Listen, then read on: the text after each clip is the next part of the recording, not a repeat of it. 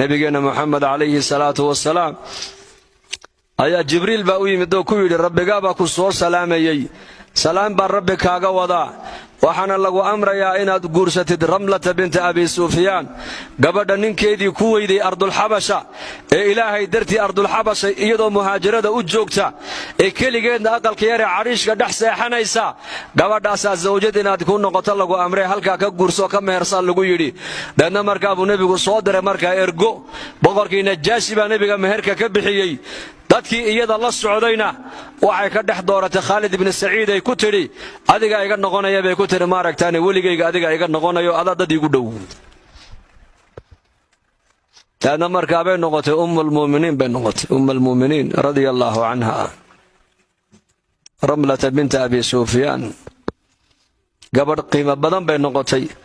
Madiina ayaa nabiga loogu keenay kaleey salaatu wasalaam لأن مدينة مركي تمدي أيو نبي قد جيي أبهد أبا سفيان ومركا قال وولي أنا إسلام أيا مقالة مدينة ويمدين ونبي قال صلحي هشيز مركي نبي وضع هاللين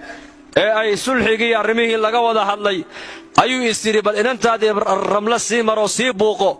لأن مركا أبو أقل كيديبو قالي بوقشي نبي قال نكوش جيف سنة يا مركو يدها كفر يستد بوقشي بكهر قاضبا ليدي markaabuu sidaa u eego wuxuu ku yidhi aabbo ma firaashka aniga ii qalmin mise anaa firaashka u qalmin buu ku yidhi maxaad iga hoos qaaday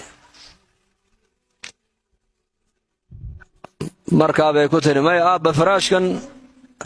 waa firaashkii nebi maxamed calayhi salaatu wasalaam uu ku jiibsanayey uma qalantid inaad adigu aad ku fadhiisatid bay ku tidhi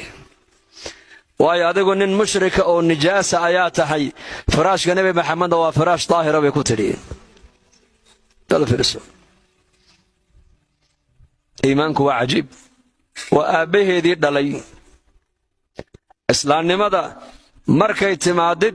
timaado diinta islaamku waa inaad garataa ayaa la xidhiidhinayn ayaa wax la siinayn ayaa la jeclaan ayaase la jeclaanayn ayaa xiriirka loo jaray ayaa xiriirka loo dayn waxaasoo dhan diinta islaamka ku amraysa alwalaa walbaraa bay culimadu yiraahdaan alwalaa walbaraa yaa sala xiriirin ayaa